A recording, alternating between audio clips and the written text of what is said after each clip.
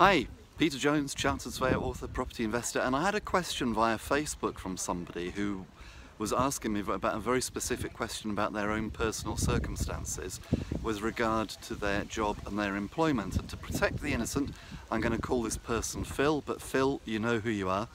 And Phil was asking what he should do about a potential conflict of interest with his employers. Now, Phil is employed as an estate agent, but he wants to get into property and presumably wants to get into property full time. And as I thought about this, I thought there's potentially two different areas where there is the conflict of interest, Phil.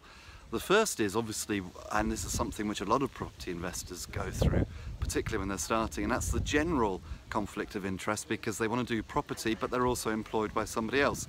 And I guess the answer to that is making sure that you can start your property business outside of work hours. Now obviously going to be break time, there's going to be lunch time, and that's probably okay. It all depends on who you're working for and what they feel about that.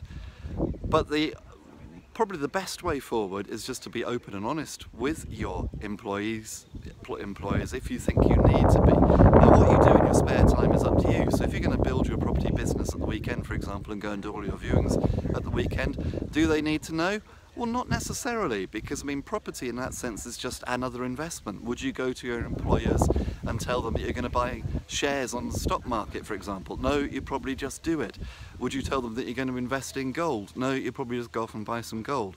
So the fact that it's property doesn't make that any different in my opinion. So if you can do it outside of work and you can keep it outside of work, then that probably gets around that problem. But if you have the kind of relationship with your employers where you think that they ought to know, just so it's transparent, just so they can't come back at you later, then I would probably tell them.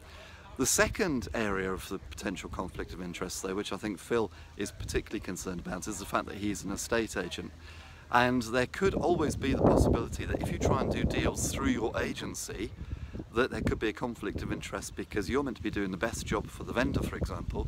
Now, I know a lot of estate agents do deals with their vendor clients, and they'll buy properties that come into their offices. Should they or not? I don't know. I guess it all depends on how they actually, how transparent they are with their clients. But this is slightly different because you can imagine that that would be maybe principals in a firm would be doing their own deals with clients. But Phil is an employee of the firm, so should Phil be doing deals with clients coming to that firm? Probably not. But does that mean that Phil can't do deals with other estate agencies? Absolutely not. And again, if you're doing them outside of your working hours, then why not?